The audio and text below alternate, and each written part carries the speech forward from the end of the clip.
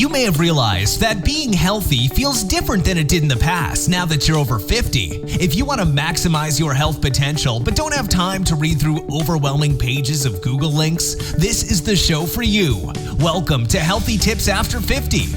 We love doing the research, finding solutions, talking to health experts, and learning what works and what doesn't. Now, your host. She spent the last 25 years dedicated to feeling her best and is here to share her best findings with you, Susan Rosen.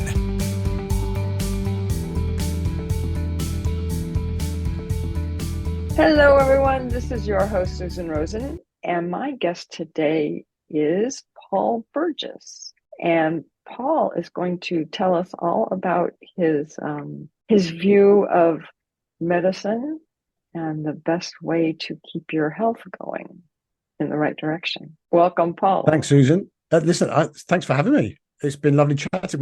We've been talking already for about 20 minutes before we even started. So why don't we do that to know you. Well, thanks for having me on. Obviously, it's always interesting to speak to new people about what we've been doing for the last 20 odd years. But I am, as you said, Paul Burgess. I own a company called Paul Burgess Functional Medicine Limited, which is a global functional medicine company. We have patients all around the world, all of it telemedicine, something that was started way before Zoom became popular. We were doing it a long time ago. And we treat people who either have been to the doctor and the specialist and the consultant and never really found out what was wrong. The ones that were told, oh, your scans are fine, your blood came back normal, and we can't find anything wrong. That's when we tend to speak to them and find out what the real issues are. And then we also speak to a lot of people who are, in their 50s plus, looking for longevity, and the focus becomes. I mean, I know when I turned 50, so many years ago now, you kind of focus turns towards the mortality end of it rather than we're going to live forever. It's like, well, actually, maybe we're not. So how do we make it as comfortable as possible? How do we function as well as possible? Right? And that really is an interesting time in life because, I mean, I'm sure between the age of 50 and 55, for me, I learned more than in the previous 50 years combined about life, about what's important, about, what really means something to us and what we want to focus on having more of. And some of the things aren't that important, right? Yes. Because what was important to us in our 20s is not even on the list anymore. So not even close. No. Yeah. So we've got a really good wide range of services that we provide for a lot of people, and we've been doing it for many years, and it's what I love doing, and coming on shows like this and talking about some of the aspects that I think people aren't really aware of who are not in the industry. The layman who is just trying to make their way through the minefield of online advice, right, and information, kind of trying to give them some direction and understanding, and that's what we love to do. Well, that's very, very, very valuable in this day and age. Yeah, I think I came to a conclusion many years ago. And by the way, it wasn't an original thought. I'm sure many people have understood it, but to me, it was original at the time. People want certainty in life, right? We're looking for certainty in everything, and particularly in our health. So our focus is giving people certainty that what they are doing for their health is the right thing for them. And what I mean by that is many people, 99% plus, I should think, every day have the same questions. What's the best diet for me? Yeah. Do I need to take supplements? If I need to take them, what supplements? How do I get my sleep better? Why can't I remember things anymore? Why has my sex drive disappeared? I can't think about being creative because I've got all these other things to do. How do I improve my brain function? Whatever it is, we've all got these questions. And then you've got the other side of it, which is that started to hurt now. Why is that not working properly? Right. And all of those conversations we have in our heads every day. Yeah. And I think that starts quite early in life. As soon as you doesn't even have to be around your health, but it's always about something. How do I do this next thing? Or how do I manage this thing? And the trouble we have nowadays, and we were speaking before we came on air, right, about the 90s and when we were younger, what we would have to do to research something. You couldn't just go online because there wasn't any online. But nowadays, as humans, we are very much solution driven, right? We want to problem solve.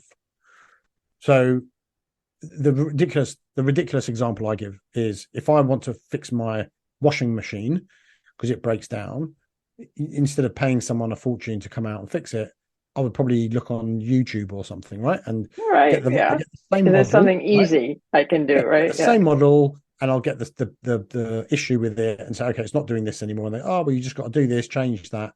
And then when you open it up, all of those parts are there, right? As they said they would be. And you take out one, replace it, and if you're very lucky, it all works very well. Yeah. So as problem solvers, as people that want to fix things, we do it by looking into our history, into our experience.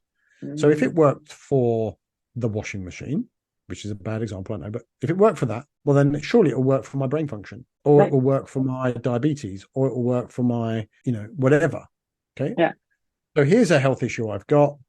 Let me go online and have a look. And that's where it all falls down. And it's a very important thing to differentiate. If you want to fix a washing machine or a car or anything, the parts within that item are definitive. In other words, all of those bits will be there. They'll probably be in that order, and there will be no surprises when you start opening it up. Right. Your body's not like that. We don't have a definitive amount of cells or bone. Well, we have bones, but we don't have a definitive structure that's the same as the next one.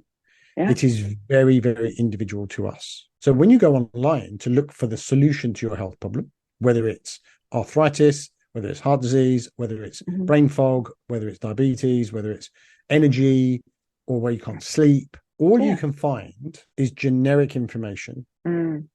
So one, it's very important to understand it doesn't relate to you, because whoever's giving that information does not know your age, your weight, your height, your hydration, your stress levels, your hormones, your liver function, your glucose metabolism, the pathogens that you've got, the toxicity load that you have, your DNA. There's nothing about you really. And they're going, this is how you fix this. Yeah. So just understand one thing. It has nothing to do with you. It is totally irrelevant unless you've done a consult with them, right? Because, but the thing is, it then goes another step and becomes worse, because you look at it, and nowadays people online have got an amazing ability to market something and present it in a way that is very compelling. So you see a compelling argument that says the carnivore diet is the way forward. And if you eat vegetables, you will die. And here's all the data behind it. Here's all the research. Look, this person's been doing it for XYZ amount of time, and all of their allergies disappeared, and all of their autoimmune.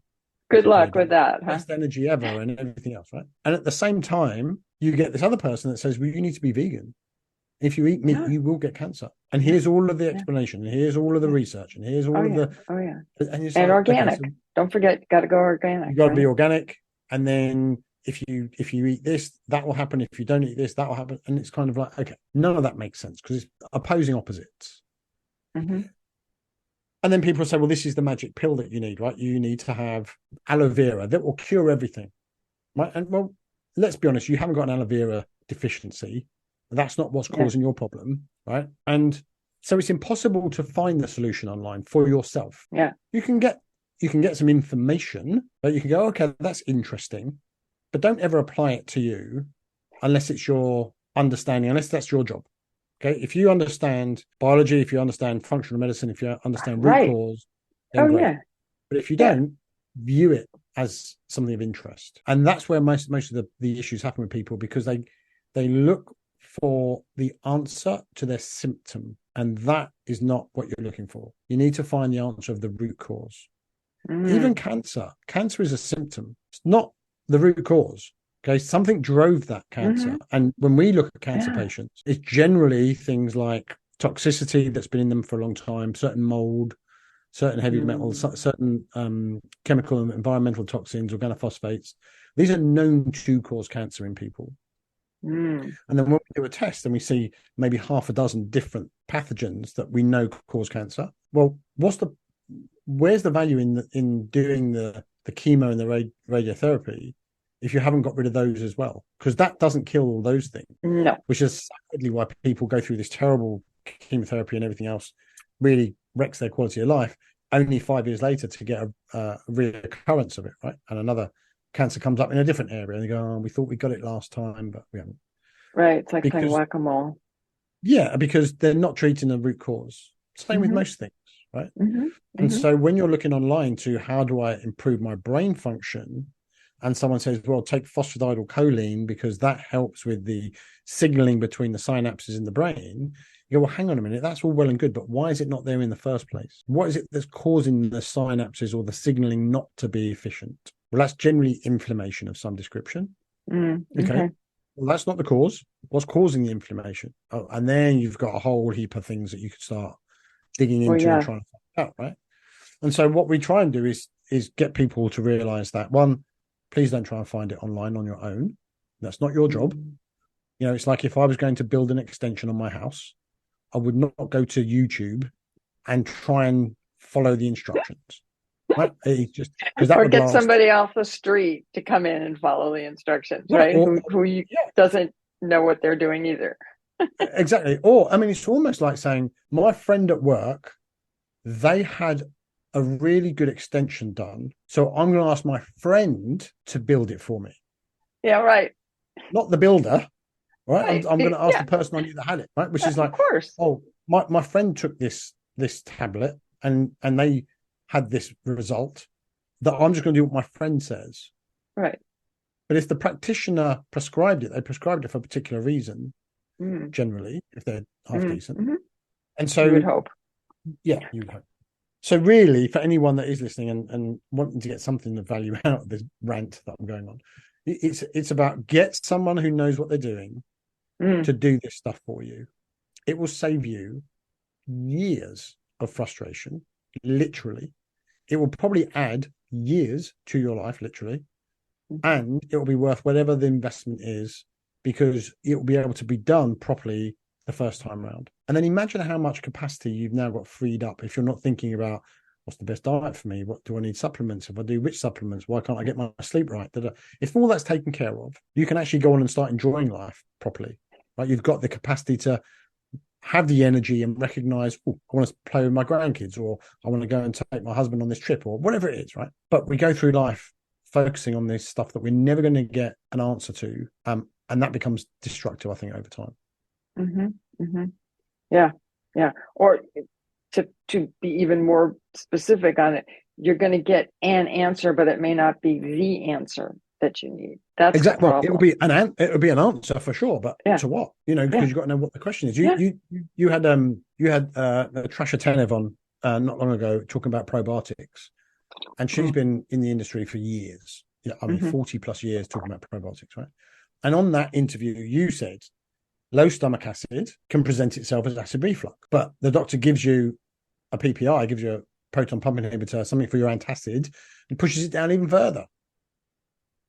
Well, what is going on there? You know, the doctor's giving you something for your symptom, but they've got no understanding as to what the real root cause is of this stuff. And so that only goes on to cause bigger problems, which is sadly why a lot of people globally, not just in the USA, as they get older, are just collecting more and more prescriptions for drugs that don't cure anything, right? Here's your reflux tablet. Here's your blood pressure. Here's your statin for your cholesterol.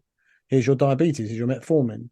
You know, this won't cure anything, but if you keep taking it, we can just about manage your sickness so that you can survive another day. The downside is the amount of energy that you lose, the amount of enjoyment in life, the amount of, you know, ability to really take part in life with your family and your friends and stuff. It just diminishes as it goes on. And so understanding root cause and getting someone that knows what they're doing to look at it properly, I think, is probably one of the greatest things, one of the greatest gifts someone can give to themselves if they're looking to live a long, happy life. No, I agree. And as somebody who takes, as my husband always says, way too many supplements,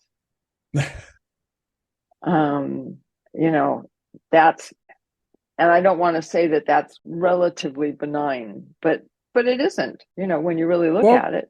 The getting thing, certain things are good for you, but how much? Maybe you're taking too much. Maybe you're not taking mm, enough.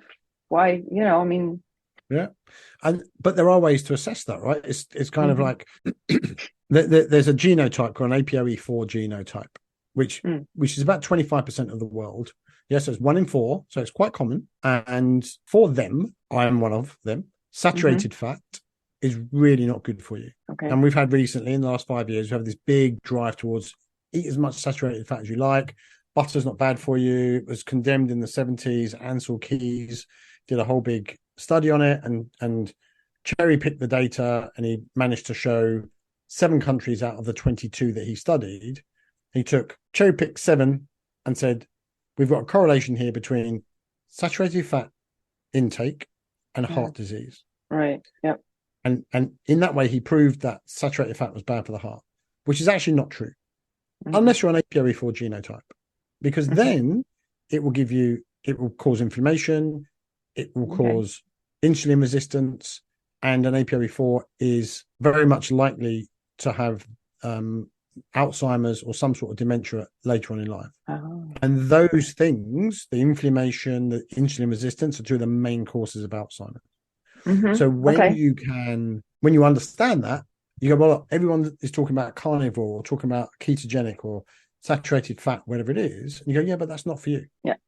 And when it comes to supplementation, it's a similar sort of thing. Certain genotypes, vitamin E, which is a great antioxidant, sometimes it's not the greatest thing for them. They need to be very careful about how much they have. Okay. So it's not a blanket statement, right? It's not saying, oh yeah, Right. take antioxidants, it's the best thing for you. So knowing your own, or getting someone to know your genes, know your current overall toxic load, for example, what mold infections you have, what pathogen, chemical and environmental toxins, like we said earlier, heavy metals, maybe any viruses that have been sitting around for years that are becoming more active as we get older. Why is the immune system not handling them? And there are so many things. How is it that someone looking online is going to even start to understand the basics of it? It's really quite scary when you see what is being offered up online as cures to everything, or the way forward. Yeah. So someone like yourself that says, or your husband says, take too many supplements, maybe, but it's a case of, well, which ones do we really need and which ones maybe are nice to have? Because I think there's lots of different ways to look at it. You can look at it and say, like, for example, someone has a need for vitamin D, for example. Okay. The vitamin D is a very popular vitamin. It's spoken about a lot. Very, very active in the immune system, in hormonal production, in all sorts of things. It acts more like a hormone than a vitamin. So a hormone is something that signals something. It says, do this task. A vitamin is something that facilitates that. So it takes the message and it helps it happen. Vitamin D is more of a signaling molecule than a facilitator.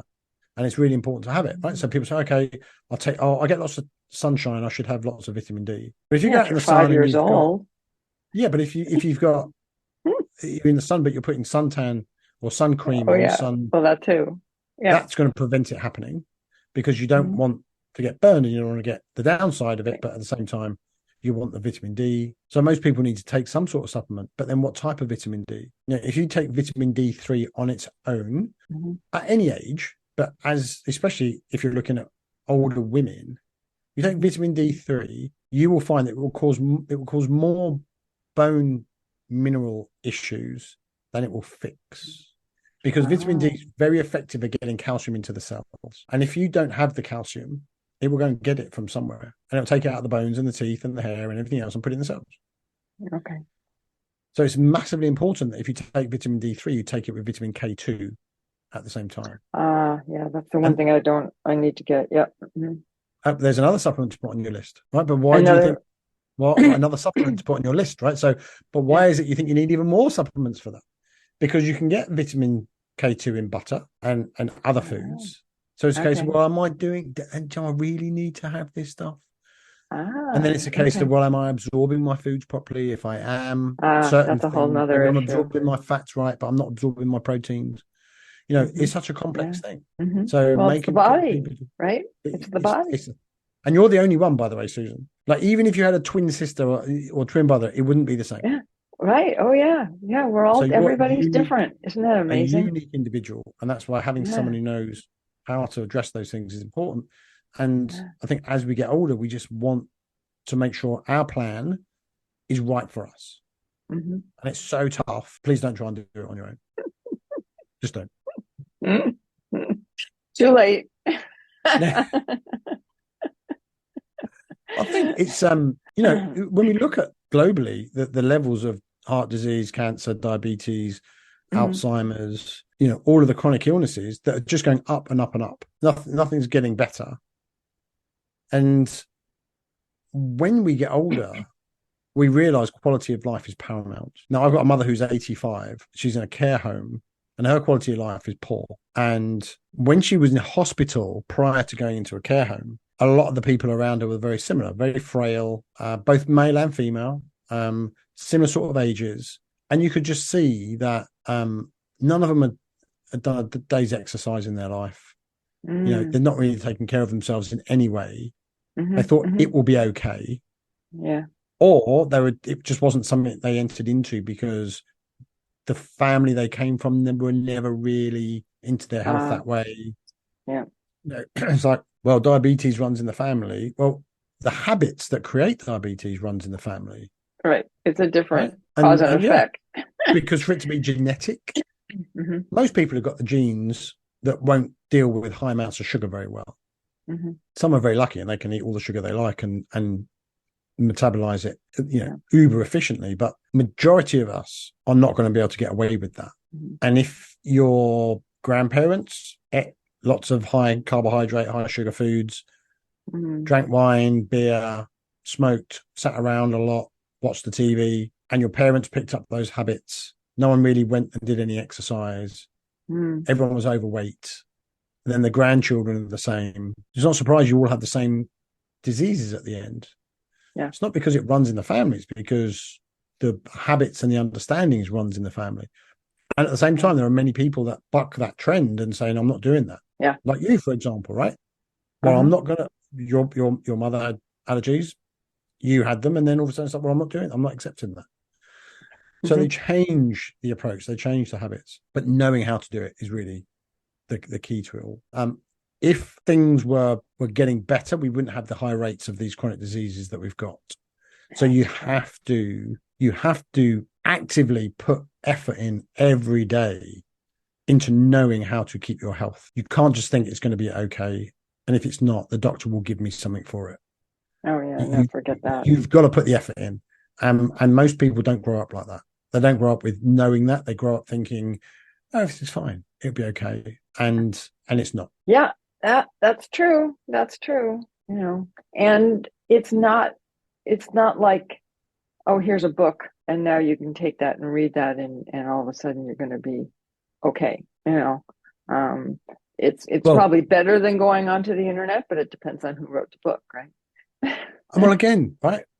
Very likely you bought the book from the internet, and that has got its own bias about why you should buy this book. But again, buy books, be educated, have information, but do not try and apply it to yourself unless you know what you're doing.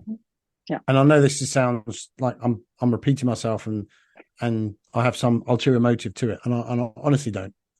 All I want to do in the career that I've had for 20 plus 30 years, whatever it is make sure people do not make the same mistakes that the majority of people are making. Yeah. And get nowhere with it. They have the same problems. The average person goes on 4 diets a year. That's 1 every 3 months. Oh my God. Right? To do something, to fix or address something, whether it's weight loss, whether it's energy, whether it's sleep, whatever it is. Well, firstly, you're never going to make a change that quickly. If you're chopping and changing that often, nothing's going to change because your body takes a long time to change. Oh yeah. Yeah. We're also, and it kind of doesn't apply so much to your audience because, it's for us over 50s. But when we were younger, we had to do everything at a much, much slower pace. Right. So if we wanted to draw money out of the bank, do you remember the days where you used to have to queue up Oh, of in the course. little sheet pen, right? In the queue that circled In the around, and then you lobby, waited for the yes. teller, right? And then Uh-huh. Yeah. they became available, and you walked up and said, "Oh, can I have $50, please?" Right. And You guys had your check or your deposit book or whatever, right? Yeah. right, and you waited, then you drew it out, and Yeah. then you took it, and you walked back. Now, today, my bank doesn't have branches. There's you couldn't walk into one if I wanted to, right? Because it's all done out of a device in the palm of my hand. It's all in my phone. And I can send money anywhere in the world within seconds. I don't need to mess about. Yeah. It's the same with everything, right? It's the same with food delivery. If I want to find any cuisine, I can have it delivered probably within 20 minutes, half an hour. And I don't have to go anywhere. I don't have to go to the shop. I don't have to buy the ingredients. I don't have to bring them home, chop them up, prepare them, cook them, wait till the oven, heats up, put it in there for an hour, then, and then eventually get down, sit down and eat my meal. Yeah. So everything's working at lightning fast pace. Yeah. It's becoming faster and faster every year, right? Yeah. Faster broadband, faster app processing, phone processing. The whole thing is insane. And the issue we have now is that people want their body to react in the same way. Yes. They want it to be fast. What's the fast fix for this? What's the quick fix? So they try that diet. Didn't work in 2 weeks. Right, well, I'm going to try this other diet. Or that person said, this is the one you've got to do. Go and do this one instead. The problem is we are not like our iPhones, which has, the fastest processors and it reacts at lightning speed. Our body works on the same software that it did 200,000 years ago. And it's never had an upgrade. And so there's no way we are going to work at lightning speed. You need to give your body time and opportunity to change based on your new behaviors, be it a new diet or be it a new health regime or a new training exercise program or new supplementation protocol, or you're trying to remove toxins or molds or whatever it is. You've got to wait for these things to happen and be patient with it. It doesn't work like everything else in life does right now. And again, this is another issue we have, right? People say, well, firstly, I want to find the quick fix online. That's the one that's got the best marketing. Let me use that. Buy the product. Nothing changes. Oh, I need something else. I like so-and-so, and he's the spokesperson for that. And so it must be right. He must know what he's doing. Exactly. It's in the news. It must be true. Yeah. And 5 years later, nothing's changed. Because they've tried multiple things over and over and over again, spent a load of money, and nothing ever's I was just going to say. Yeah. Right. And now they're at the doctors and they're saying, oh, cholesterol's really going up. We need to put you on this statin now.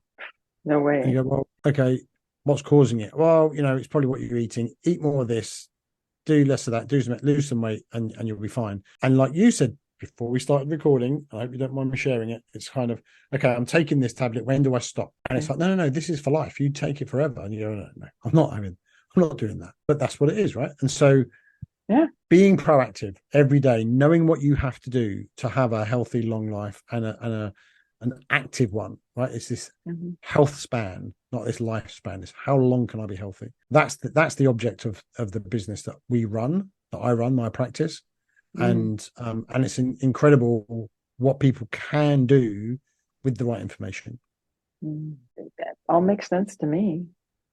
Well, that's handy because that's what we've been doing for so long. What do you find when you talk to people is their biggest health concern? Well, I probably should preface that with the fact that I talk to people like you and I are talking. Okay. But I don't talk to people on the street I do, but that's a whole nother issue. My husband's always telling me to stop it. But I think from at least the people that I interact with, right? And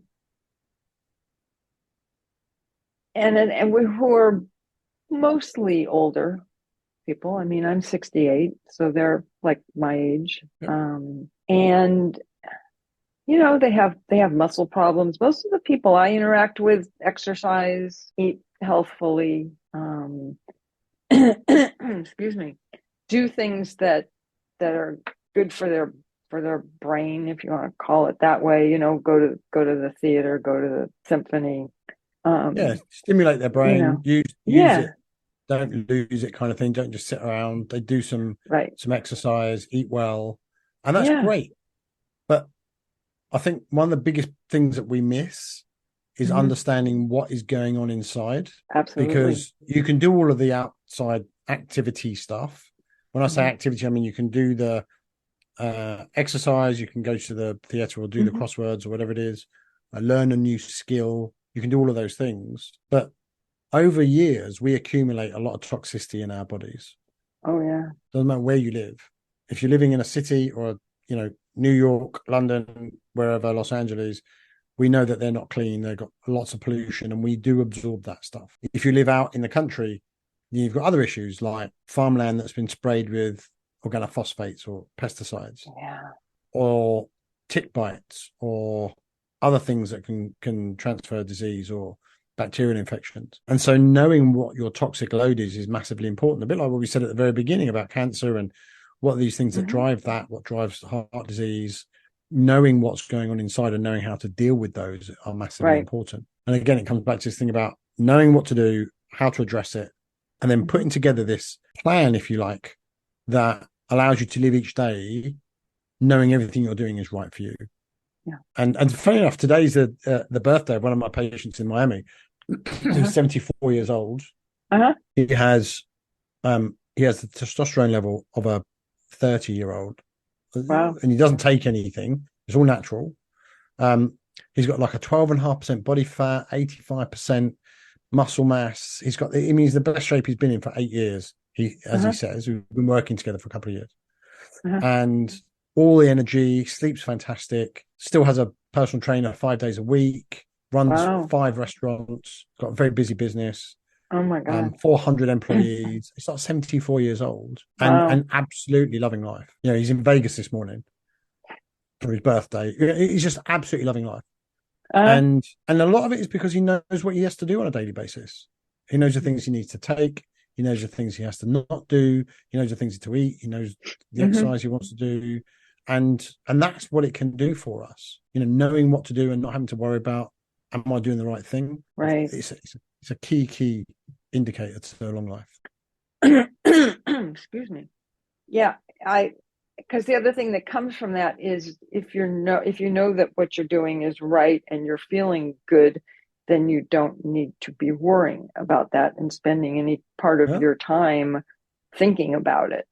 Is this right? Is that right? Should I change this? Da, da, da, da. Absolutely. And also, you don't get tempted to change things all the time. Like the next shiny object comes along, right? It'd be like magpies, aren't we? Humans, like the next shiny object. Well, that sounds good. Let me go and try that. Actually, you're like, well, I don't need to. I'm good, right? And therefore, you stick to something consistently, and you get those consistent responses. And then, obviously, with the patients, we test their bloods every 6 months, so we know we can keep on top of things, see things coming a mile down the road before it even starts to be a problem. We check their toxins, their DNA, everything else. And make sure, DNA you only do it once because it doesn't change, but you certainly do their toxicity, their viral, bacterial load, that kind of thing. Because keeping on top of things, if things do slightly go the wrong way, we can really pull it back in very quickly. If you get to a point where you go to a doctor and they say, "Oh, now we've got a problem," it's much harder to turn around. Like we had one of the stories that we normally tell is, patient comes to us in his early 40s, male. We look at his bloods and we do a very comprehensive blood panel. And there were a couple of things on there that weren't great, but his PSA, which is his prostate specific antigen, was normal. But he had a couple of other things that were slightly out in the doctor's range, well within the doctor's range. But we use a much narrower optimal range to look at. And so these couple of things were out. Looking at his history, looking at his age, I said to him, look, just for housekeeping, I'd like you to go to your doctor and just get a prostate examination, just to rule out some stuff. Just so he goes there, knock it off, check it off. Right. So he goes there, and the doctor says, "Look, you don't need this prostate examination. I've seen your bloods; they're perfectly okay. You're in good health." And he said, "Oh, look, this guy's told me to come. I'm kind of here now. Can we just get it done? Oh, okay. So the doctor does it, and then he says, oh, actually, it doesn't feel quite right. Let's get an examination. Anyway, long story short, they find 2 tumors. One is benign and one is stage 2 cancer. Oh my And God. they would not have found that for another Yeah. good few years until either Oh, yeah. pain symptoms or something really high in the bloods came up, which would have been a long time down the road. Yeah. There's a different conversation then, right? It's like, okay, this is stage 2. Let's treat and get you back to your health and get rid of it. Or it's going to be, we've caught it too late, get your affairs in order. Yeah. And knowing how to monitor that stuff and see it coming, especially things like heart disease, cancer stuff, again, another massive contributor towards living a long, happy life, because you're in front of it all the time, right? You're never on the back foot. You're always being proactive and going, right, okay, I can see that is that LDL particle size, the cholesterol that's a problem for me, not the LDL, but the particle size of it that we know is problematic. That's getting a little bit out of hand. Let's get in and start fixing this now. Let's not wait until we are part of the statistic that says heart disease is the biggest killer in the world, right?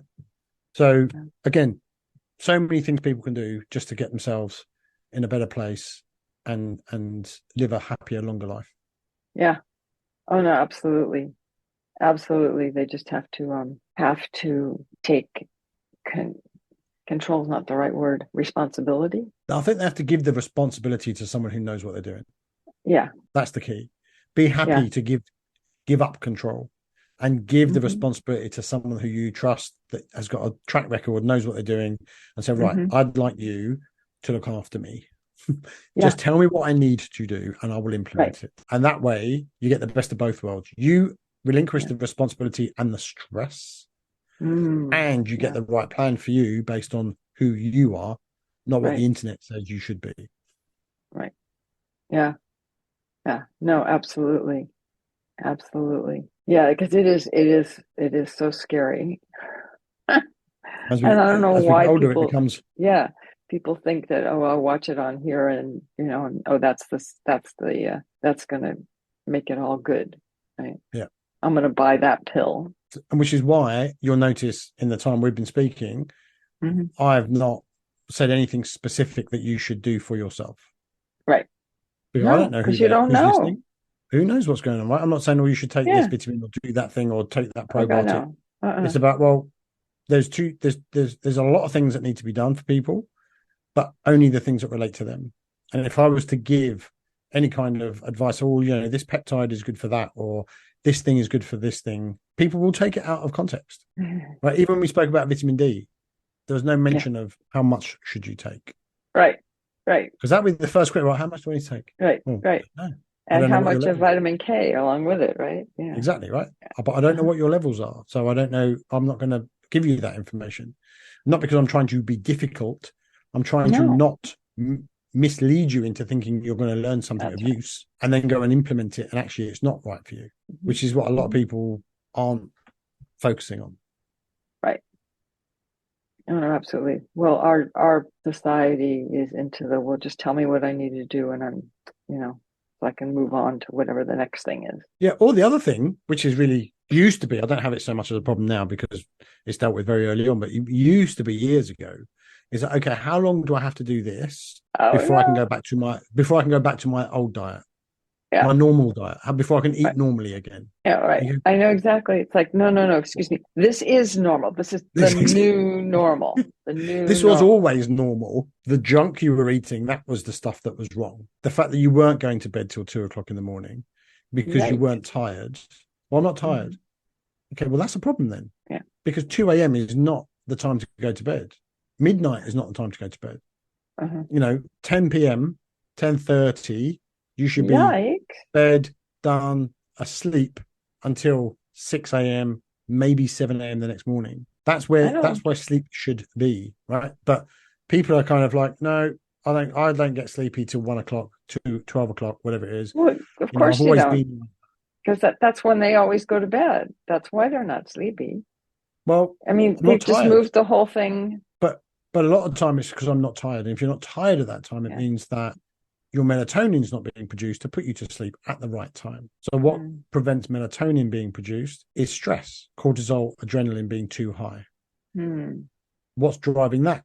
Could be work, could be lifestyle, could be caffeine, could be sugar, who knows? But if that's not coming down during the day, because we wake up high cortisol, high adrenaline, is what gets us going. And then throughout the day, that should gradually decrease. And as it decreases, up comes melatonin. Melatonin puts all the things in place for us to go to sleep. It doesn't keep us asleep, go to sleep. If that's not happening, it means your stress levels are too high. Your body, your central nervous system is too stressed. Be it oxidative stress, be it adrenal, whatever it is, you're not producing melatonin. Eventually, you're so exhausted that you pass out. You don't go to a lovely sleep. You pass out, and then you wake up the next morning feeling like you need more sleep. So you wake up tired, right? Because your body never really got any rest. Also happens if you eat too close to bedtime. If you within 2 or 3 hours of bed, your body's still digesting that food, which means your heart rate does not come down as it should do when you fall asleep. Stays elevated, and it takes a lot of energy to digest food. It's about a 3-hour workout to digest a meal. So if you eat too close to bed, you go to sleep, and then you wake up the next morning, you wonder why you're so tired. That's because your body's been working all night. Right. It wasn't asleep. Now that's fine for one night. Yeah. But if it's every night, every year, and all of a sudden you're 55 and you're 30, 40 pounds overweight, you've got no energy, you're diabetic, you've got pain in your knees, and you can't remember where you put your keys, that's a big issue, because 55 is just getting going. Yeah. You know, believe me, when I was 55, I was like, I'm not even warmed up yet. I've still got so much more I want to get done. And yet a lot of people, they're within the last few years of their life at that age sometimes. So very important you understand how to set these things up so that it serves you rather than hinders your long-term health. Makes sense. We could talk about it for hours, I'm sure, but I'm no doubt conscious of your time. I don't want to waste people's time. No, I understand. Yeah, I don't like these things to go, an hour and a half. Then I got to split it, and too much trouble. Well, maybe that's a good place then to bring this to a close. Yeah, sure. You can always come back again. Yeah, I'd love to if you'd have me. I'd love to come back and talk about some other specifics, and maybe if listeners have got specific questions that they've got, then they can write in. Or I think for me, what I'd like to see people doing is just investigating their own health a bit more for themselves. And so to do that, if you want, you can go to my website and there's a button there that says book a free consult call. Okay, so we're doing a lot of podcasts at the moment, and what we're offering are these free calls because I think, and then you can talk to us about anything, right? You'll very likely it'll be me you speak to, and you can bring any kind of question or query that you might have. And I would love to speak to as many people as possible that listen to this show, because if we can just guide you in the right direction, maybe point you towards a local practitioner that's good for you, or give you some information that might be useful for you in the specifics, then you can just start to begin to take back a little bit of the control over your health. So come to the website. It's paulburgess.uk. Susan, if you can put that in the show notes, I'll be really appreciative. Oh yeah, no, for sure. Absolutely. They can click on that homepage, book a free call, and I'd love to speak to anybody about anything related to their health. We haven't even touched on beliefs, a little bit about the thing about grandparents did this, then the parents did that. It's learned habits. A lot of that stuff we can discuss as well. And it'd be really interesting to speak to them. And there's a lot of free stuff on the website as well. Free downloads for things. Oh no, I'm gonna have to go check it out. I have not had a chance to do that. I've been overwhelmed with things. Jump on there and have a look. Yeah, but yeah, come and speak to us. I'd love to hear from people. Okay, and it's Burgess, Burgess. That's the one. Okay. .uk. That's it. paulburgess.uk, and I would love to book a free call. More than happy to chat. Everyone's different, so I love the variety of it all. So come and talk to us. We get lonely over here. Well, probably not too lonely. I don't think. No, we don't get lonely at all. We're happily very busy, and it's great. We love it. Yeah. No, I think that's great. Okay, so let me just say, which I have to say, which is that this is not to be seen as medical advice. And I usually say neither of us are doctors, but sometimes that applies, sometimes it doesn't. But anyways, and that I will be seeing everybody next week. This has been Healthy Tips After 50 with Susan Rosen. To stay on the cutting edge of the most effective health strategies, subscribe to this podcast and let us know what you thought of the show with a comment or like on iTunes. Visit healthytipsafter50.com for this episode's show notes, more resources, and free offers.